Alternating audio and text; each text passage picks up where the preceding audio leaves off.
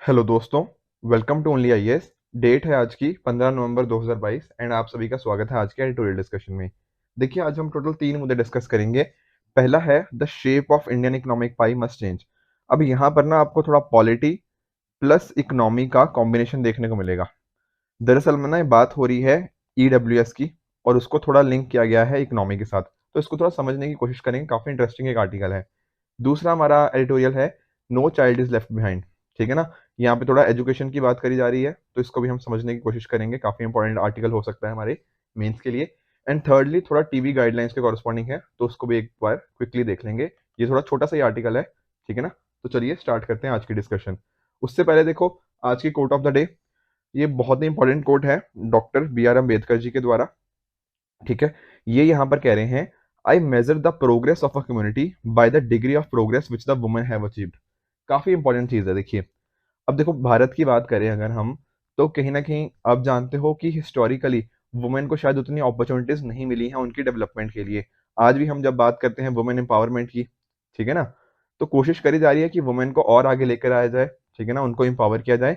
पर कहीं ना कहीं तब भी आज भी हमें ना कुछ इश्यूज देखने को मिलते हैं वुमेन के कॉरस्पॉन्डिंग।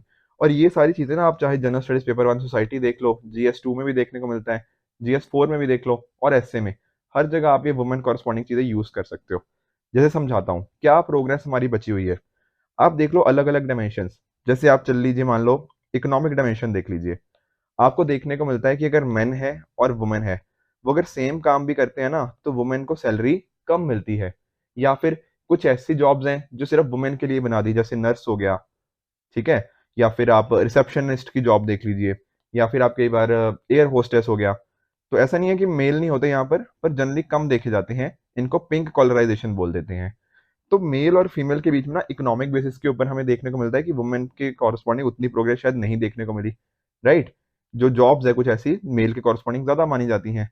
उसी तरह से पॉलिटिकल डायमेंशन में भी देख सकते हो, आज के टाइम पर भी सिर्फ 14% वुमेन ही हैं जो लोकसभा में करंटली एमपी हैं। होना कितना चाहिए था, 50%, पर है कितनी, 14%। तो अगर देखो इनकी पॉलिटिकल वॉइस, मतलब इनकी आवाज ही हम संसद में नहीं रखेंगे, तो इनके रिगार्डिंग पॉलिसीज कैसे बन पाएंगी। तो पॉलिटिकल प्रोग्रेस भी अभी हमें और अचीव करने की जरूरत है। उसी तरह से आप देख लीजिए एजुकेशन की साइड में भी, ठीक है ना।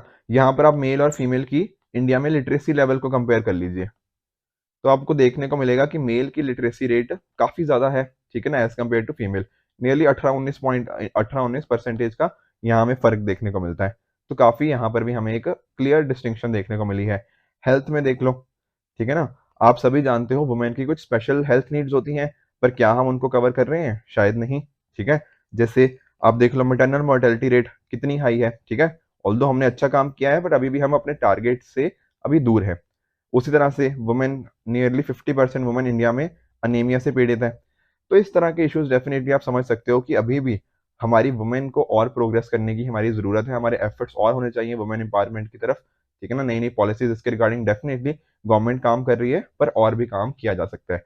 तो इसको आप चाहे जीएस 1 में यूज कीजिए, जीएस 2 में, जीएस 4 में, या एसए के पेपर में भी अपने यूज किया जा सकता है। इवन 2020 में भी एक एसए आया था, वहां पर भी कुछ डायमेंशन इसकी यूज करी जा सकती है। ठीक है, तो स्टार्ट करते हैं हमारे पहले एडिटोरियल से। पहला एडिटोरियल क्या है, shape of Indian economic pi must change. ठीक है, काफी इंपॉर्टेंट है, और इसको आप जीएस पेपर 3 के इस पर्टिकुलर एरिया के साथ रिलेट कर सकते हो। देखो यहाँ पर राइटर क्या बात करते हैं, राइटर बात करते हैं कि जो ईडब्ल्यूएस कोटा के रिगार्डिंग हमने ना रिजर्वेशन दिया है, बहुत सारे इसके रिगार्डिंग क्वेश्चन उठ गए हैं। और कोर्ट के रिगार्डिंग देखो, और भी इसके रिगार्डिंग फिर फर्दर मैटर्स के कॉरस्पॉन्डिंग भी पिटिशंस जा रही हैं कि ये क्या कैसे कर दिया आपने, ठीक है ना। तो ये सारे कुछ क्वेश्चन उठ रहे हैं। पर कहीं ना कहीं आप एक चीज रियलाइज करो, पहले ना हमने एक सीलिंग लगा रखी थी 50% की, कि रिजर्वेशन ना 50% से ज्यादा नहीं होगा। पर अब हमने इस रिजर्वेशन की लिमिट को भी क्या कर दिया, एक्सीड कर दिया। हम 50% से भी ऊपर जा चुके हैं। तो इसका मीनिंग कहीं ना कहीं आप एक चीज नोटिस कर रहे हो, अब इंडिया में मेजोरिटी लोग क्या हैं, वो डिस्क्रिमिनेटेड फील करते हैं। समझने की कोशिश करना। मान लो कि रिजर्वेशन ना 55% है, ठीक है, एग्जाम्पल समझ रहे हैं सिंपली। और तो बाकी ओपन के लिए कितना बचा, 45। तो जितने लोगों को रिजर्वेशन दिया जा रहा है वो ज्यादा है, और जितने लोगों को नहीं मिल रहा उसका वो कम है। और हम रिजर्वेशन देते किसको हैं, या अफर्मेटिव एक्शन किसको देते हैं, जो डिस्क्रिमिनेटेड फील करते हैं। तो क्या इंडिया में ऐसा है कि मेजोरिटी से भी ज्यादा लोग डिस्क्रिमिनेटेड फील कर रहे हैं? ये बहुत ही मेजर क्वेश्चंस रेज करता है इंडिया के पॉलिटिकल सिस्टम के ऊपर, ऐसा राइटर का मानना है। देखो, यहाँ पर तो ये बात होगी कि जो हम ना ये जो 45% है इनसे पैसा लेकर इनको दे रहे हैं, ठीक है, तो ये बहुत ही क्वेश्चनेबल हो जाता है। जनरली होता क्या है, हम मेजोरिटी से कोई चीज लेकर माइनॉरिटी को देते हैं, पर यहाँ पर क्या हो रहा है, ये नंबर इतना कम हो गया है ना कि माइनॉरिटी से लेकर चीजें मेजोरिटी को दी जा रही हैं। तो ये क्वेश्चन मार्क थोड़ा रेस करता है कि क्या हम किस तरह से वर्किंग कैसी चल रही है, क्या हमारे ये जो ना, देखो मेजर ना क्वेश्चन हम यहाँ पे पॉलिटिकल क्वेश्चन पे वर्क करने लग जाते हैं कि इसको रिजर्वेशन देना चाहिए नहीं देना चाहिए, पर ये मुद्दा ना राइटर बोल रहे हैं ये इकोनॉमिक मुद्दा ज्यादा है एज कम्पेयर टू पॉलिटिकल। किस सेंस में? देखो जब तक ना, देखो आप देखो, जब तक हमारे यूथ के पास अच्छी जॉब्स नहीं होंगी, ठीक है ना, अच्छी एजुकेशन नहीं होंगी, अच्छे स्किल्स नहीं होंगे उनके पास, अच्छा हेल्थ केयर नहीं होगा, तो कहीं ना कहीं इस तरह की डिमांड्स उठती रहेंगी। तो गवर्नमेंट को जरूरत पता क्या है, अपनी इकोनॉमी को सुधारने की। अगर अच्छी जॉब्स मिले उनको, प्रॉपर सोशल सिक्योरिटी हो, प्रॉपर ना मेडिकल बेनिफिट्स मिले, इस तरह की चीजें कहीं ना कहीं हम करें, तो डेफिनेटली इसमें क्या होगा, इसमें तब हमारी ये जो इतना हमारा मेजोरिटी वर्सेस मिनॉरिटी का ये जो क्वेश्चन उठ रहा है, या फिर कहीं ना कहीं की रिजर्वेशन कितनी होनी चाहिए, उसकी लिमिट क्या होनी चाहिए, उसके रिगार्डिंग ना कुछ और वर्क कर सकते हैं। तो मुद्दा ना दरअसल में क्या है, ये एक इकोनॉमिक मुद्दा है, ठीक है। उसी तरह से फेयर डिस्ट्रीब्यूशन ऑफ अपॉर्चुनिटीज, आप भी जानते हो कि हमारा कॉन्स्टिट्यूशन क्या कहता है, equality of opportunity to all. सबको देखो, सब बराबर नहीं है, पर सबको बराबर बनने का, या फिर सबको एक तरह से बोल लीजिए सबको आगे प्रोसीड करने का, एक अच्छी डायरेक्शन में मूव करने का डेफिनेटली उनके पास एक मौका जरूर होता है। और यही हमारा कॉन्स्टिट्यूशन अगर प्रोवाइड कर रहा है तो वर्क भी हमें इसी सेंस में करना चाहिए। पर हो क्या रहा है, वर्ल्ड में बढ़ रही है इकोनॉमिक इनइक्वालिटी। चाहे आप इंडिया की बात कर लो, चाहे आप वर्ल्ड की बात कर लो, चाहे इवन हमारा रिच कंट्रीज की बात कर लो, हर जगह इकोनॉमिक इनइक्वालिटी बढ़ रही है। आपने ऑक्सफैम का डेटा भी देखा हुआ है बार बार, ठीक है, मैंने भी डिस्कस किया था आपके साथ ही। ऑक्सफैम की रिपोर्ट में हमें देखने को मिल रहा है कि अमीर ज्यादा अमीर हो रहे हैं, गरीब ज्यादा गरीब हो रहे हैं, ठीक है ना।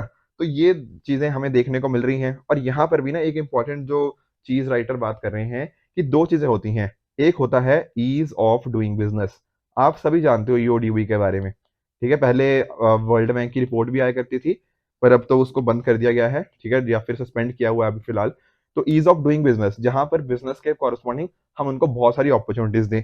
दूसरा आ जाता है ease of earning and living, ठीक है ना, वहां के सिटीजन्स की, वहां के जो वर्कर्स हैं, उनकी किस तरह की ईज है, ठीक है ना। ये दो चीजें के बीच में क्वेश्चन आ जाता है। देखो, दोनों के बीच में ना क्वेश्चन मार्क क्यों है, अगर मान लो कि आपने बिजनेस को ज्यादा चीजें दी, ठीक है ना, बिजनेस के पास ज्यादा पावर दी एक तरह से बोल लीजिए, या फिर बिजनेस के पास आसानी से ये अपॉर्चुनिटीज हो कि किसी को भी वो हायर कर सकें, किसी को भी फायर कर सकें, तो अगर इनके पास ज्यादा फैसिलिटीज आएंगी, हो सकता है फिर वो इसके अगेंस्ट वर्क करे, जो लोगों के अगेंस्ट वर्क करे। तो दोनों के बीच में ना एक तरह से क्वेश्चन है। यहाँ पर थोड़ा हम कैपिटलिज्म की सोच रखते हैं, ठीक है ना, यहाँ पर हम सोच आ जाती है थोड़ी सी सोशलिज्म की। अब देखो, कई बार हमारी जो होती है, हमारी जो सरकारें होती हैं, वो दोनों साइड वर्क करती हैं डिपेंडिंग ऑन द सिचुएशन। पर अक्सर ऐसा देखा गया है कि कई बार ना जो पॉपुलिज्म है वो यहाँ पर हावी हो जाता है, ठीक है ना, कि किसको प्रोटेक्ट करना है, ठीक है ना, कि एक रीजन बेइंग की वोट बैंक एक पॉलिटिक्स भी होती है। तो ये क्वेश्चन हमारे दिमाग में डेफिनेटली आते ही रहते हैं। अब देखो, एक इंपॉर्टेंट इकोनॉमिस्ट है थॉमस पिकेटी, इनकी बात करी गई है। इन्होंने देखो बताया हुआ है कि जो यूरोपियन सोसाइटी थी, ठीक है ना, वो किस तरह से डिवाइडेड थी अलग अलग क्लासेस के अंदर। एक कॉमन क्लास होती थी, एक रिलीजियस क्लास होती थी, एक वॉरियर क्लास होती थी। जैसे ना इंडिया में भी आप जानते हो, हमारे यहाँ भी सेम चीज देखने को मिली है। एक होते थे ब्राह्मण्स, ठीक है, ऑल दो ब्राह्मण्स ये नीचे लिखा है पर ये होते ऊपर थे, ठीक है, ब्राह्मण्स, क्षत्रिय, ठीक है, वैश्य एंड शूद्र, राइट। जिनके पास सुपीरियर नॉलेज होती थी वो हो गए ब्राह्मण्स, जो वॉरियर क्लास थी, ठीक है, रूलिंग क्लास थी, वो क्षत्रिय हो गया, जो ट्रेडिंग या बिजनेस में इन्वॉल्व थे वो वैश्य हो गए, एंड मैनुअल वर्क करने वाले शूद्र हो गए। तो ये सारी चीजें हमें यूरोपियन सोसाइटी में भी सिमिलर चीजें देखने को मिलती हैं। थोड़ा उनका तरीका अलग था, ठीक है ना, जो हम थॉमस पिकेटी बता भी रहे हैं। पर यहाँ पर बात क्या हो रही है कि कई बार ना इन पर्टिकुलर, यहाँ पे देखो इनइक्वालिटी तो है किस तरह की, पर कई बार ना इस इनइक्वालिटी से भी हार्मनी भी आई है। मतलब कि ऐसा नहीं है कि हर बार ही ऑब्वियसली हमेशा से ही लड़ते आ रहे हैं।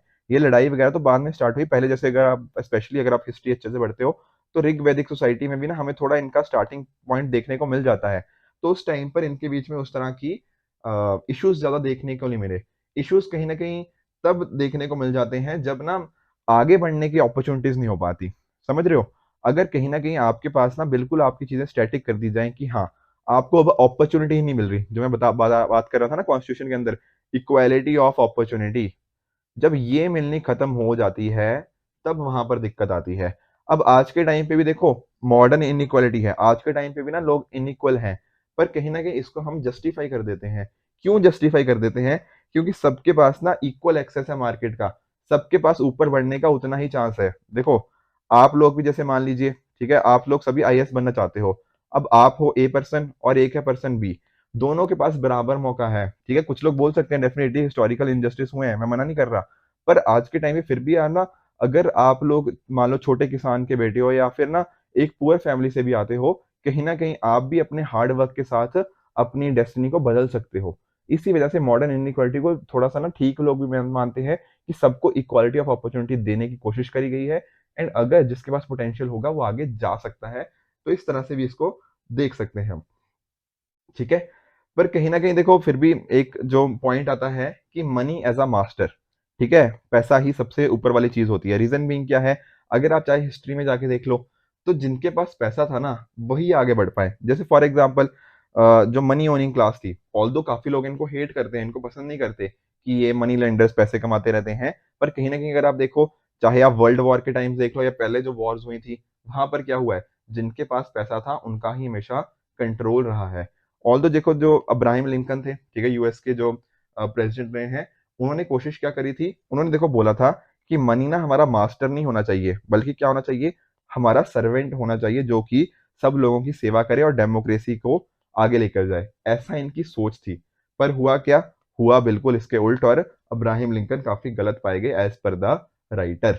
हमें देखने को क्या मिला है? हमें देखने को मिला है जो मिल्टन फ्रीडमैन, ठीक है, बहुत ही फेमस इकोनॉमिस्ट है, ठीक है ना, इनका कहीं ना कहीं मानना था कि जो मनी सप्लाई के रिगार्डिंग ये इनकी बातें थी, जो मॉनेटरिज्म को बोलते हैं, उसकी हमें जीत देखने को मिलती है। और जो जॉन मिनार्ड कीन्स जो वेलफेयर प्रिंसिपल की बात कर रहे थे, ठीक है ना, कीन्स के बारे में मैं वेरी श्योर आप सभी ने सुना होगा, वो वेलफेयर की बात कर रहे थे, ठीक है ना। और वो वेलफेयर का कॉन्सेप्ट कहीं ना कहीं आज के टाइम पर पीछे रह गया है। आज भी क्या है, पैसा ही सबसे बड़ी चीज है। ये हमें चीज आज के टाइम पर भी देखने को मिलती है, राइट। इसके साथ ही साथ देखो, और भी यहाँ पे राइटर्स ने कुछ और इकोनॉमिक्स की भी बात करी है, जैसे मारियाना मजुकदा, ठीक है, इन्होंने बात करी हुई है कि किस तरह से जो बैंक और फाइनेंशियल इंस्टीट्यूशंस हैं, जो हमारे अलग अलग बैंक होते हैं ना, इनका काम होना क्या चाहिए था? इनका काम होना चाहिए था कि इकोनॉमी को ना एक धक्का दे। मतलब मान लीजिए, जैसे मान लो हमारे किसान हैं, ठीक है ना, हमारे फार्मर्स हैं, अब बैंकों का काम क्या होना चाहिए था? इनको लोन दिया जाए या इनको क्रेडिट अवेलेबिलिटी करी जाए, ताकि ये डेवलप हो पाए और हमारी इकोनॉमी के अंदर कंट्रीब्यूट कर पाए। काम तो सोचा गया था कि ये हो, पर हुआ क्या है, ये बैंकों ने ना ये लोन का सिस्टम या फिर ये अलग अलग चीजें जो भी कहीं ना कहीं कह लो, ये अपने प्रॉफिट के लिए करने लग गए हैं। ये इनका रोल नहीं सोचा गया था। काम करने करने लग गए हैं किसके लिए? अपने प्रॉफिट के लिए। अब होगा क्या, जब अपने प्रॉफिट के लिए कर लेंगे तो वही सेम चीज, अमीर और अमीर होता रहेगा, और जो हमारे किसान भाई हैं ये क्या होते रहेंगे, गरीब और गरीब होता रहेगा। उसकी वजह से होगा क्या, इनइक्वालिटी बढ़ती रहेगी। और देखो, इनइक्वालिटी बढ़ने का एक और भी रीजन है क्या, कि देखो जो रूल्स हैं, जो हमारी अलग अलग पॉलिसीज हैं, ये कौन बना रहा है? ये अमीर लोग ही बना रहे हैं। गवर्नमेंट के अंदर भी ना देखो काफी अमीर लोगों का हस्तक्षेप होता है, ठीक है ना, तो वो सारी चीजें अपने हिसाब से सेट करते रहते हैं। तो वही सेम चीज हो रही है, जो बिजनेसमैन है, या फिर जिसको कार्ल मार्क्स ने एक तरह से, अगर आप कार्ल मार्क्स को जानते हो, मतलब पढ़ा हुआ है आपने उसके कॉरस्पॉन्डिंग, तो बुर्जुआ क्लास जो है, जो कि ठीक है ना इंडस्ट्रियलिस्ट क्लास है, वो और ऊपर जाती रहेगी, एज इन जो ओनर्स हैं, ठीक है ना। तो वो एक तरह से जो सिस्टम होता है ना हैव्स एंड हैव नॉट्स का, उसकी तरफ हम कहीं ना कहीं बढ़ जाएंगे अगर इस तरह सिचुएशन होगी, क्योंकि इनके पास और पैसा आता रहेगा, इनके पास पैसे की कमी होती रहेगी। ऊपर से देख लो, ठीक है ना, अगर फॉर्मल जॉब्स होती हैं वो थोड़ा अच्छी बात होती है। हमने फॉर्मलाइजेशन आई थिंक कल या उसके पिछले लेक्चर में भी पढ़ा था। तो फॉर्मल जॉब्स के कॉरस्पॉन्डिंग क्या होता है, आपको अलग अलग अपॉर्चुनिटीज दी जाती हैं, या फिर ना, पर सोशल सिक्योरिटी वगैरह जैसी चीजें होती हैं। पर जानते हो आप, इंडिया में तो इनफॉर्मल लेबर ही बहुत ज्यादा है, तो वो भी एक तरह से इश्यूज क्रिएट कर रहा है कि इस तरह से वर्क करने के अंदर। तो जरूरी क्या है, देखो जरूरत मतलब चलो है ही है, बट एक चीज और भी देखो, जैसे वो क्या है कि इंडिया की ना, हम अक्सर बात करते हैं कि इंडिया की जीडीपी तेजी से बढ़ रही है, 6%, 7%, 8%, इस तरह के नंबर हम अक्सर आते रहते हैं आपके सामने। पर जीडीपी बढ़ रही है, क्या जीडीपी के साथ साथ हमारे जो एम्प्लॉयमेंट नंबर्स हैं, कितना लोगों को रोजगार मिला, क्या वो भी इसी नंबर से बढ़ रहा है? The answer is no. मतलब ना, वो जो अगर आप देखोगे तो इंडियन इकोनॉमी की, इसको ना टेक्निकल टर्म में एम्प्लॉयमेंट इलास्टिसिटी बोलते हैं। किसको? कि जीडीपी जितनी तेजी से बढ़े, क्या एम्प्लॉयमेंट भी उस हिसाब से बढ़ रहा है? ये चीज चेक करते हैं इसके थ्रू। तो इंडिया में ये चीज की कमी है, और जब इस तरह से हमारी इकोनॉमी में कुछ ना कुछ कमी आएगी, कुछ ना कुछ इश्यूज आएंगे, तो क्या आपको नहीं लगता कि उसके कॉरस्पॉन्डिंग हमें पॉलिटिकल मुद्दे देखने को मिलेंगे, जैसा कि हमें देखने को मिल भी रहा है, राइट? तो ये ना कहीं राइटर का यही मानना था इसके अंदर, कि हमें ना रिफॉर्म्स करने होंगे अपनी इकोनॉमिक सिस्टम के अंदर। अगर इस इकोनॉमिक सिस्टम को हमने कर दिया, ठीक है ना, चेंजेस, तो डेफिनेटली हम उस डायरेक्शन में मूव कर सकते हैं। तो फोकस ना हमारा, चलो ईज ऑफ डूइंग बिजनेस ठीक है, कोई गलत चीज नहीं है, पर फोकस ना हमारा ईज ऑफ लिविंग के ऊपर होना चाहिए। और देखो, ये राइटर ने तो चलो बात बोली ही बोली है, ये दरअसल में ना प्रधानमंत्री मोदी जी ने एक बार ये बात बोली थी, तो उन्हीं के ये वर्ड्स हैं कि हमें आम लोगों की जिंदगी को, और ऐसा कह लीजिए उनकी जिंदगी में और बेहतर करना है, उनकी जिंदगी का रहने का जो तरीका है, या फिर रहने की जो शांति है, मतलब शांति नहीं बोलूंगा, उनकी ईज जो होती है, ठीक है ना, एक सहूलियत देनी है रहने के अंदर। इवन इकोनॉमिक सर्वे ने भी ईज ऑफ लिविंग के कॉरस्पॉन्डिंग काफी बार ना जिक्र किया हुआ है, इकोनॉमिक सर्वे ने भी। तो ये चीज ईज ऑफ लिविंग, जब तक जो हमारी गवर्नेंस है उसका इम्पैक्ट क्या होना चाहिए?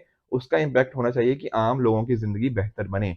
यही चीज अगर हम अपने इकोनॉमिक सिस्टम को इम्प्रूव करें और इसकी तरफ अचीव करने की कोशिश करें, यही ना हमारी अलग अलग जो मुद्दे हैं उनको सॉल्व करने में हमारी हेल्प कर सकता है, ठीक है ना। तो यही आपको आई होप कि आपको ना समझ आया होगा कि पॉलिटिकल और इकोनॉमिक किस तरह से आपस में जुड़े हुए हैं। एंड इवन ना देखो, ये सारे सब्जेक्ट्स ही ना आपस में बहुत ही इंटर रिलेटेड है, अगर आपने थोड़ा ढंग से चीजें पढ़ने की कोशिश करी है। देखो, हमने हिस्ट्री का भी जिक्र किया आज ना, ये ऋग्वेद की जिक्र भी किया हमने किस तरह से। तो यही सारी अप्रोचेस ना आपको अपने मेंस के अंदर भी ना कहीं झलकाने की कोशिश करनी है। जितने आंसर्स आपके मल्टी डायमेंशनल मल्टीपल एस्पेक्ट्स ले पाओगे, उतने ही बेहतर मार्क्स आने की पॉसिबिलिटी रहती है, ठीक है। आई होप आपको ये समझ आया होगा। चलते हैं हमारे दूसरे आर्टिकल की तरफ, जो बात कर रहा है where no child is left behind, ठीक है। और ये एजुकेशन से एक्चुअल में रिलेटेड आर्टिकल है, तो इसलिए आप जीएस पेपर 2 के इस पर्टिकुलर सेक्शन के साथ रिलेट कर सकते हो। देखिए, बात करते हैं हमारे एचडीआई इंडेक्स की, ह्यूमन डेवलपमेंट इंडेक्स। इंडिया ने देखो, अगर आप ना पिछले 4-5 साल का कहीं ना कहीं डेटा देख रहे हो ना, तो इंडिया का रैंक ना इसी के आसपास ही रहा है। कभी इंडिया 129 होता है, कभी 130, कभी 131, कभी 132, इसके आसपास ही कहीं ना कहीं रहता है, ठीक है ना। ज्यादा हमारे यहाँ इंप्रूवमेंट देखने को नहीं मिली। ऑल दो नंबर्स के अंदर देखे ना, थोड़ा इंडिया इंप्रूव कर रहा था। हम जैसे देखो भी, जैसे 2020 तक हमारा 0.645 था, पर 2021 में एक तरह का हमारे क्या आया, ड्रॉप आया, ठीक है ना। आप जानते हो एचडीआई की रिपोर्ट कौन निकालता है? यूएनडीपी, ठीक है ना, यूनाइटेड नेशन डेवलपमेंट प्रोग्राम। इसके द्वारा जो रिपोर्ट निकाली गई, उसमें इंडिया की एक डिक्लाइन देखने को मिली, चाहे वो नंबर्स के अंदर हो, क्योंकि 2020 में हमारी रैंक क्या थी, 131, अब क्या हो गई है 2021 में 132। ऊपर से एक्चुअल नंबर्स भी वो हमारे कमी देखने को मिली है, ठीक है। तो कहीं ना कहीं हमारी हेल्थ हो गया, हमारे एजुकेशन, इनकम्स, ये सारी चीजों ने इम्पैक्ट किया हुआ है। अब यहाँ पर ना राइटर ने फोकस किसके ऊपर किया है? राइटर बात कर रहे हैं एजुकेशन की, कि एजुकेशन के रिगार्डिंग हमें क्या करना चाहिए। तो देखो, हमेशा मैं आपसे ये भी डिस्कस करता हूँ कि अगर ना एक किसी चीज की फाउंडेशन, यानी कि एक बिल्डिंग की अगर नींव अच्छी होगी ना, तो बिल्डिंग बहुत अच्छे से प्रॉस्पर कर पाएगी। अब जो हमारे बच्चे हैं ना, उसी के कॉरस्पॉन्डिंग ये चीज भी ट्रू होती है। किस तरह से? अगर मान लो ना इनका, जैसे मैंने एक बार पहले भी आपके पास 1000 डेज का कॉन्सेप्ट डिस्कस किया था, कि बच्चों के पहले 1000 दिन बहुत इंपॉर्टेंट होते हैं।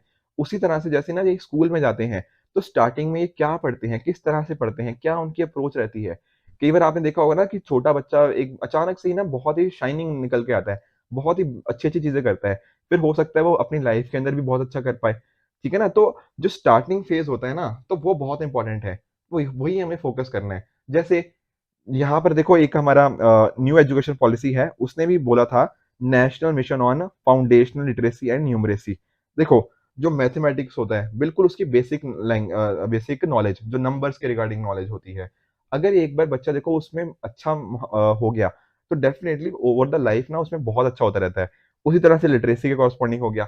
तो हमें फोकस इन चीजों पे करना है। हमारी एनईपी ने ये टारगेट भी एक तरह से बनाया हुआ है कि 2025 तक हमें इस चीज को अचीव करना है, ठीक है ना। अलग अलग स्टेट्स के कॉरस्पॉन्डिंग ये चीज करनी है। टीचर्स, जो हमारे टीचर्स हैं, उनका बहुत इंपॉर्टेंट रोल आता है। आप जानते हो जीएस पेपर 4 के कॉरस्पॉन्डिंग हमारा एक टॉपिक भी है, रोल ऑफ टीचर्स या रोल ऑफ एजुकेशन इंस्टीट्यूशन। तो टीचर्स का भी रोल ना यहाँ पे बहुत इंपॉर्टेंट रोल हो चुका है। एक तरह के ना जो मॉड्यूल्स हैं, उनको इस तरह से बनाया जाए, स्कूल प्रिपरेशन मॉड्यूल्स, एक तरह से प्ले बेस्ड, कि बच्चे खेलते खेलते ना नई नई चीजें सीखें। आजकल आप जानते हो मार्केट के अंदर नई नई गेम्स आ रही हैं, वो गेम्स भी हैं और बच्चों को कुछ नई चीजें सिखा भी रही हैं। तो ये सारी अप्रोच ना बहुत अच्छे से काम कर सकती हैं आने वाले टाइम्स के अंदर। तो देखो बात करें कि हमने ना कैसे कर सकते हैं, यहाँ पर ना राइटर ने कुछ हिस्टोरिक पर्सपेक्टिव दिया हुआ है कि क्या क्या इनिशिएटिव्स लिए जा चुके हैं। जैसे अगर आप देखो, यहाँ पे राइटर ने बात करी है एक राजस्थान के शिक्षा कार्मी प्रोजेक्ट की। यहाँ पर देखो टीचर का एब्सेंटिज्म, मतलब टीचर ना स्कूल वगैरह नहीं आते थे। जैसे कई बार हो गया ना कि कोई दूर पढ़ रहा है विलेज, वहां पे टीचर एब्सेंट रह रहा है बार बार बार बार, तो नुकसान किसका था? बच्चों का। वहां पर उन्होंने क्या किया, वहां पर लोकल कम्युनिटी ने एक इम्पॉर्टेंट रोल प्ले किया। उन्होंने वहां के लोकल पर्सन जो उस रिमोट विलेज के बिलोंग करते थे, उन्हीं को ट्रेन किया, उन्हीं के बेसिस पे अच्छे टीचर्स क्रिएट करने की कोशिश करी। तो एक ये प्रैक्टिस कहीं ना कहीं थी। पर इसके बाद ना हम ये चीज कहीं ना कहीं कंटिन्यू ज्यादा नहीं हो पाई। बट उसी तरह बिहार का एजुकेशन प्रोजेक्ट भी हमें देखने को मिलता है। यहाँ पर भी इन्होंने अपने उजाला मॉड्यूल्स करे, जहाँ पर टीचर्स को एक तरह से ट्रेनिंग दी गई। तो इस तरह से ना हमारे पास बहुत अलग अलग स्टेट्स के कॉरस्पॉन्डिंग है। या फिर आप राजस्थान के, इन्होंने एक और एग्जाम्पल दिया हुआ है, ठीक है, लोक जुम्बिश हो गया, एक पीपल्स मूवमेंट, इसका नाम ही इस तरह से है कि लोगों ने ही, जो हमारी सिविल सोसाइटी ऑर्गेनाइजेशंस हैं, उन्होंने ही एक तरह से काम किया इस डायरेक्शन के अंदर। ट्राइबल एरियाज के अंदर जहां पर थोड़ा टीचर्स जाने से डरते हैं, तो वो सारी चीजें हमें यहाँ पर देखने को मिलती हैं। तो बहुत सारे यहाँ पे राइटर ने एग्जाम्पल दिए हुए हैं। और इवन देखो जो एजुकेशन है ना, वो कितना इंपॉर्टेंट है, हमारी सुप्रीम कोर्ट ने भी उसको बोला हुआ है। बाद में हमने आर्टिकल 21A भी लेकर आए, जिसके अंदर एक तरह से इसको फंडामेंटल राइट बना दिया गया। ठीक है, उन्नी Krishna versus state of Andhra Pradesh case था। ठीक है, तो एक तरह से ना काम तो किया है, बट कुछ हद तक हमें इनर्शिया भी देखने को मिलता है। इनर्शिया मतलब एक तरह से ना इस चेंज के कॉरस्पॉन्डिंग एक तरह से, अगर सामने से कोई रेजिस्टेंस आए, कोई सामने वाला बंदा रोके, तो जैसे डायरेक्टरेट्स हो गया, ठीक है ना, वो इसमें एक तरह से वो नहीं हुआ, पार्टिसिपेशन देखने को मिला कि पार्टिसिपेशन सभी का नहीं हुआ है। कुछ काम तो हुआ है, बट कहीं ना कहीं कुछ चीजों ने इसको रोका भी है। ठीक है, जैसे एक इंपॉर्टेंट चीज है, जैसे सर्व शिक्षा अभियान हो गया, ठीक है ना, SSA, इसने बहुत अच्छा काम किया है। ठीक है, हमारे यहाँ पे ना जैसे आप इंफ्रास्ट्रक्चर हो गया, यूनिफॉर्म्स हो गया, तो इस तरह की बहुत सारी इंप्रूवमेंट्स इन्होंने करी हुई हैं। पर क्लासरूम के अंदर किस तरह से इनको पढ़ाया जाए, प्रोसेस हो गया, वो रिगार्डिंग कुछ इश्यूज हमें आज भी देखने को मिले हैं। तो दिक्कत पता क्या है? दिक्कत यहाँ पर है कि अच्छे टीचर्स आएंगे कैसे? ठीक है ना, अच्छे टीचर्स को किस तरह से रिक्रूट किया जाए, किस तरह से इंश्योर किया जाए कि वो जो टीचर का एब्सेंटिज्म कई जगह पे हमें तो देखने को मिलता है, वो सारी चीजें ना हो। अब आप जानते हो देखो, फ्यूचर कहीं ना कहीं हमारे क्लासरूम्स पे डिपेंडेंट करता है।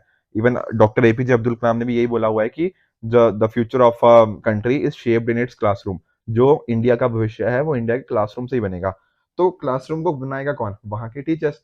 तो इनके रिगार्डिंग ना कुछ अच्छा काम करने की जरूरत है, ताकि अच्छे टीचर्स हमारे पास आ पाए और वो इस डायरेक्शन में अच्छे से काम कर पाए। यहाँ पर देखो पंचायत का रोल हो गया, ठीक है ना, वो भी एक इंपॉर्टेंट रोल हो गया जाता है। ठीक है, तो इंश्योर करने की जरूरत क्या है कि एक प्रॉपर फंडिंग हो। ठीक है, जो टीचर्स की वैकेंसीज हैं अलग अलग जगह पे, वो ना हो। ऊपर से ना ये नॉन टीचिंग टास्क में कम इन्वॉल्व हो। देखो होता पता क्या है, जैसे एक टीचर है, अब एक टीचर को ना अक्सर कई बार बता दिया जाता है कि आपको इलेक्शन में ड्यूटी करनी है। कई बार इसको एडमिनिस्ट्रेटिव कामों में बिजी रखते हैं। ठीक है ना कुछ इस तरह से ना काम बहुत सारे टीचर को आते रहते हैं। और इस वजह से कई बार क्या हो जाता है, वो इन कामों में इतना ज्यादा इन्वॉल्व हो गया कि जो टीचिंग वाला काम है, जो कि उसका कोर फंक्शन था, उसको पीछे छोड़ दिया और बाकी कामों में ज्यादा इन्वॉल्व हो गए। तो यहाँ पर राइटर ये बात कर रहे हैं कि ये सारी चीजों पे थोड़ा ना हमें काम करने की जरूरत है, इनको थोड़ा ठीक करने की जरूरत है। बहुत सारे पंचायत है, कम्युनिटी कलेक्टिव्स हैं। तो यहाँ पे पंचायत की ज्यादा बात करिए कि पंचायत और लोकल कम्युनिटी किस तरह से इंपॉर्टेंट काम कर सकती है। एक तरह से अगर हम डिसेंट्रलाइज फंड दें, ठीक है ना, वहीं के जो स्कूल्स हैं, कम्युनिटी की अच्छी ओवरसाइट हो, वो देखें कि टीचर्स कैसा काम कर रहे हैं। लर्निंग आउटकम्स, क्या बच्चों को अगर पढ़ाया जा रहा है उसकी बेसिस वो सीख भी रहे हैं या नहीं सीख रहे, ये सारी चीजें कहीं ना कहीं हमें देखने की डेफिनेटली जरूरत है। और कम्युनिटीज को अगर हम पावर देंगे, लोकल एरियाज को पावर देंगे, वो काम कर सकते हैं। हमारे देखो कुछ इनिशिएटिव्स भी हैं, जैसे निष्ठा, national initiative for school headed teacher holistic assessment. तो टीचर्स को डेवलपमेंट के लिए हमने इस तरह की चीजें भी करी हुई हैं। पर गवर्नेंस हमारी अच्छी ना होने की वजह से ये कंप्लीटली हमारे पूरे लेवल तक इसके जो रिजल्ट्स दिखने को मिलने चाहिए थे, वो नहीं हमें मिले। उसी तरह से एक NGO है प्रथम नाम से, ठीक है ना, एक नॉन गवर्नमेंटल ऑर्गेनाइजेशन है, ये काफी इंपॉर्टेंट रिपोर्ट्स निकल आती है, जैसे एसर रिपोर्ट आती है इनकी। तो इन्हीं का एक कैंपेन है, रीड इंडिया कैंपेन हो गया। अजीम प्रेमजी फाउंडेशन है, इनका भी मतलब एक तरह से अलग अलग कैंपेन चलते हैं कि किस तरह से हम क्या काम कर सकते हैं। पर कहीं ना कहीं अगर पुअर गवर्नेंस होगी, ठीक है ना, तो कहीं ना कहीं हमारे जो एफर्ट्स थे वो आधे अधूरे ही रह जाएंगे। अब यहाँ पर ना एक काम आ सकता है, दैट इज टेक्नोलॉजी। बहुत सारे हमारे इनिशिएटिव्स चल रहे हैं जहाँ पे टेक्नोलॉजी ने काम किया है। जैसे संपर्क फाउंडेशन ने ना एक तरह का, देखिए, टीवी बनाने की कोशिश करी है, जिससे क्या होगा, टीचर्स को किस तरह से लेसन बनाने हैं, क्या नई नई वीडियोस बनानी है, कुछ ऐसी वीडियोस होती है ना जो थोड़ा बच्चों को अट्रैक्ट करें, उनके साथ उनको एंगेज भी रखें पढ़ाई के अंदर, पर साथ ही साथ वो सीखें भी साथ ही साथ, ठीक है ना। तो उस तरह की कुछ इंपॉर्टेंट वीडियोस बनाने में हेल्पफुल मिलती है, थोड़ा बच्चों को भी अच्छा लगता है एंड वो नया नया चीजें सीखते भी रहते हैं। तो ये सारे इनिशिएटिव्स अगर आएंगे, डेफिनेटली टीचर्स की एक तो कॉम्पिटेंसी बढ़ेगी, टीचर भी नई नई चीजें लेकर आएंगे, और स्टूडेंट्स या फिर जो हम बात कर रहे थे लर्निंग आउटकम्स की, तो वो सारी चीजें भी हमें टेक्नोलॉजी के माध्यम से देखने को मिल सकती हैं। ऑल तो देखो टेक्नोलॉजी के भी कुछ इश्यूज हैं, बट ठीक है, उनको हम अगर हम वर्क करें तो उनके ऊपर डेफिनेटली हम ये चीजें इंश्योर कर सकते हैं। तो देखो, अगर इंडिया को ना, जैसे मैं आपको बता भी रहा था, इंडिया का फ्यूचर यहीं बसा हुआ है इन क्लासरूम्स के अंदर ही, और उनका किस तरह से उनके नंबर्स, उनकी फाउंडेशन लिटरेसी, तो अगर फाउंडेशन को अच्छी कर दिया इनके रिगार्डिंग, बहुत अच्छी अच्छी चीजें हमने कर दी, तो डेफिनेटली जो हमारे कहीं ना कहीं विजन है फ्यूचर के अंदर हमारे चिल्ड्रन का, या फिर हमारे इंडिया का जो फ्यूचर है, वो इन्हीं के ऊपर डिपेंड करता है। हम बात करते रहते हैं ना अमृत काल की, कि 2047 तक हमें क्या क्या चीजें अचीव करनी है, वो तभी अचीव हो पाएंगी जब इन पर्टिकुलर चिल्ड्रन को हम सही डायरेक्शन में लेकर जा पाएंगे। तो यहाँ रोल लोगों का है, पंचायत का है, सिविल सोसाइटी ऑर्गेनाइजेशन का है, और प्रधानमंत्री का भी है। कहने का मतलब नीचे से लेकर ऊपर तक सबका रोल कहीं ना कहीं बनता है कि इस डायरेक्शन को हम सही, पर्टिकुलर सही डायरेक्शन में लेके जाएं, ताकि हमारी इंडिया काफी अच्छे से सही डायरेक्शन में प्रोग्रेस कर पाए। ठीक है ना। तो ये हो गया हमारा दूसरा एडिटोरियल। दोस्तों, हमारा जो अगला एडिटोरियल है वो है टेलीविजन चैनल्स के कॉरस्पॉन्डिंग गाइडलाइन से संबंधित।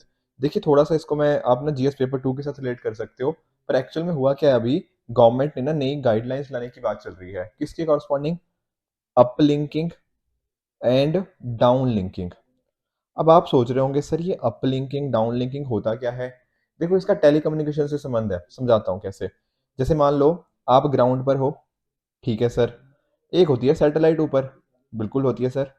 तो सैटेलाइट से ग्राउंड के साथ कम्युनिकेशन होता है, बिल्कुल होता है। तो इसी को क्या बोलते हैं? Down link. जब क्या होता है, कम्युनिकेशन होता है सैटेलाइट से ग्राउंड की तरफ। जब इसके उल्टा कम्युनिकेशन होता है, बेसिकली ग्राउंड से सैटेलाइट की तरफ, तो ये क्या है, ऊपर वाली तरफ ना, इसको बोल देते हैं अपलिंक। अगर दोनों चीजें हो रही हैं तो हम इसको टू वे कम्युनिकेशन, मतलब दोनों साइड पे कम्युनिकेशन। तो इसी के कॉरस्पॉन्डिंग कुछ गाइडलाइंस निकाली गई हैं, ठीक है ना, कि कैसे इसको इंप्रूव करें, इस पर्टिकुलर सेगमेंट के अंदर इंडिया क्या कर सकता है, ये सारी बातें। पर उसमें एक मुद्दा आ जाता है कंटेंट का, समझाता हूं कैसे। देखो, वही पॉइंट है कि किस तरह से इंडिया ने गाइडलाइंस, हमारी गवर्नमेंट गाइडलाइंस की बात कर रही है।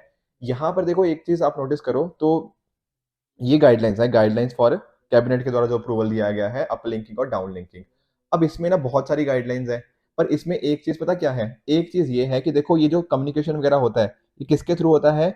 आपके एयर वेव्स और अलग अलग तरह की जो फ्रीक्वेंसी होती है। ठीक है, आप सभी समझते हो कि ये जो ट्रांसमिशन होता है एक जगह से दूसरी जगह, कम्युनिकेशन डेटा का, इसके थ्रू होता है। अब ये एक चीज नोटिस करो, एयर वेव फ्रीक्वेंसी किसकी है? ये हम सबकी है। This is what? Public property. अब जो हमारे टीवी चैनल्स हैं, जो अलग अलग, कोई भी टीवी चैनल की बात कर लो, मान लो न्यूज चैनल है या कोई भी टीवी चैनल है, वो इन सभी चीजों को यूज करते हैं, इन एयर वेव्स को, इन फ्रीक्वेंसीज को, बिल्कुल। तो देखो, ये टीवी चैनल लोगों की प्रॉपर्टी, मतलब हम सबकी प्रॉपर्टी को यूज कर रहे हैं।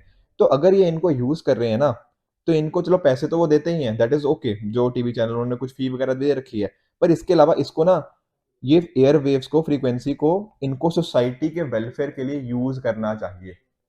समझ आया? एयर वेव और फ्रीक्वेंसी किसकी है? हम सभी की है ना। तो अगर टीवी चैनल इनको यूज कर रहे हैं, तो चलो पैसे तो देने ही है उनको, फीस, पर उसके अलावा सोसाइटी का वेलफेयर भी इंश्योर करना है। अब टीवी चैनल सोसाइटी का वेलफेयर कैसे इंश्योर करेंगे?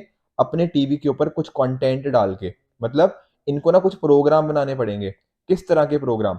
इस तरह के प्रोग्राम जो सोसाइटी का वेलफेयर करें। वो क्या हो सकता है? जैसे एजुकेशन को कैसे स्प्रेड करना हो, ठीक है ना, उसके रिगार्डिंग कुछ प्रोग्राम, कुछ डिस्कशन, कुछ भी कोई चीज हो सकती है। एग्रीकल्चर हो गया, वुमेन हो गया, फैमिली वेलफेयर हो गया, साइंस टेक्नोलॉजी, काफी सारे, तो हम ये सारी चीजें यूपीएससी में पढ़ते भी हैं। इन्वायरमेंट हो गया, इस तरह की बातें। तो ये सारी बातें अगर सोचो आप, टीवी चैनल अपने अपने टीवी के ऊपर कुछ देर के लिए, जिसको हाफ एन आवर जनरली बोला गया है, कि आधे घंटे के लिए मान लीजिए हर रोज ये करेंगे, तो उसके बेसिस पे क्या होगा? सोसाइटी का वेलफेयर होगा। इन चीजों के बारे में लोगों को जानकारी मिलेगी कि एजुकेशन कैसे हो सकती है, लिटरेसी को कैसे बढ़ाया जा सकता है, हमारा नेशनल इंपॉर्टेंस, ठीक है, देश के लिए जो प्यार है वो बढ़ेगा लोगों का।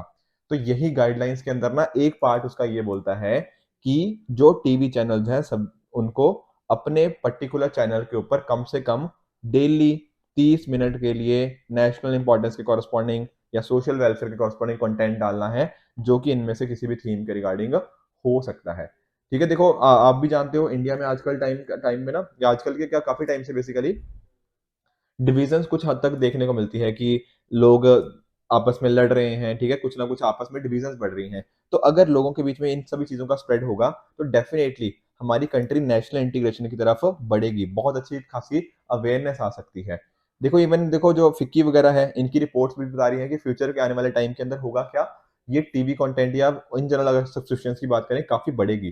तो सबसे बढ़िया माध्यम बन जाता है अगर सोसाइटी में कुछ डिविजन्स भी है, उनको हम इस तरह की इंफॉर्मेशन दें इन थीम से कॉरस्पॉन्डिंग, तो डेफिनेटली हम एक सोसाइटी के अंदर इंटीग्रेशन, सोसाइटी के अंदर एक आपस में मेल जोल का भाव हम डेफिनेटली बढ़ा सकते हैं। पर राइटर का ये मानना है कि देखो कुछ दिक्कतें भी हैं, जैसे फॉर एग्जांपल ये कंटेंट किस तरह से होगा, कैसे इसके अंदर, देखो हमने चलो पॉइंट तो बोल दिया, पर कुछ जो इसको इम्प्लीमेंट करेंगे ना, कुछ प्रैक्टिकल चैलेंजेस आ सकते हैं, ठीक है ना, उनको कैसे करना है। जैसे फॉर एग्जांपल कई बार मान लो स्पोर्ट्स चैनल है, अब स्पोर्ट्स चैनल इसको कैसे करेंगे, तो इसके रिगार्डिंग भी कुछ क्वेश्चन मार्क्स उठ रहे हैं कि स्पोर्ट्स चैनल कैसे कर सकते हैं, या फिर कुछ चीजें लाइव चलती हैं, कुछ कुछ बड़े इवेंट्स लाइव चलते हैं, तो वहां पर कैसे करना है। तो एग्जैक्ट मॉडलिटीज अभी हमारे सामने आनी बाकी है, ये सिर्फ अभी गाइडलाइंस है। दूसरा कई बार इशू ये भी उठ सकता है कि हो सकता है गवर्नमेंट ना अननेसेसरीली इन टीवी चैनल्स को कंट्रोल कर ले, ठीक है ना। देखो एक तरह की गाइडलाइंस दी जा रही है टीवी चैनल्स को, डेफिनेटली मुद्दे सारे अच्छे हैं कि वुमेन को एम्पावरमेंट हो गया, लिटरेसी कैसे बढ़ानी है, हेल्थ हो गया, एनवायरमेंट, डेफिनेटली गुड थिंग्स। पर कहीं ना कहीं आप ऐसा तो नहीं कि गवर्नमेंट वहां की मीडिया को कंट्रोल करने लग जाए, वो भी गलत हो जाएगा, ठीक है ना। तो कंटेंट दिखाना अच्छी बात है, ये सारे मुद्दे इंपॉर्टेंट है सोसाइटी के लिए, बट किस तरह से रन होगा, क्या उनके फीचर्स होंगे, ये डिपेंड करेगा कि इंडिया किस डायरेक्शन में मूव करता है। इसके साथ ही देखो इन गाइडलाइंस के अंदर और भी चीजें बात करेंगे, जैसे इंडिया को ना टेलीपोर्ट हब बनाने की बात करी गई है। देखो इंडिया चाहता है कि इंडिया और डेवलप्ड हो इस पर्टिकुलर टेक्नोलॉजी के कॉरस्पॉन्डिंग, ठीक है, इस वैल्यू चेन के अंदर और पार्टिसिपेट करे। हमने इनफैक्ट ना फॉरेन डायरेक्ट इन्वेस्टमेंट, एफडीआई भी इसके अंदर बढ़ा दिया है। जो डीटीएच होते हैं ना, डायरेक्ट टू होम हो गया, मोबाइल टीवी हो गया, यहाँ पर पहले एफडीआई कम होता था, पर अब हमने क्या कर दिया, हमने यहाँ पर भी 74% एफडीआई कर दिया। तो हम ease of doing business promote कर रहे हैं, इस चीज के कॉरस्पॉन्डिंग बाहर से पैसा आ रहा है, तो वो चीज हम उसको डेफिनेटली एक तरह से हम टेलीपोर्ट के हब बने उसकी तरफ वर्क करने की कोशिश करी जा रही है। साथ ही साथ गवर्नमेंट ने ये भी कर दिया है कि अब आपको ना अगर किसी चीज का लाइव टेलीकास्ट करना है तो परमिशन लेने की जरूरत नहीं है, आपको सिंपली क्या करना है, बस प्रायर एक तरह की रजिस्ट्रेशन चाहिए, उसके बाद आप लाइव टेलीकास्ट कर सकते हो।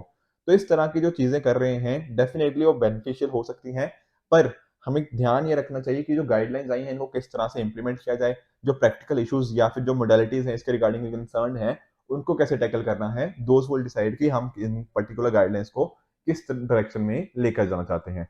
तो आई होप आज की डिस्कशन आपको अच्छी लगी होगी। इसी तरह से आप भी अपने एंड पे हार्ड वर्क करते रहिए। Goodbye and good luck.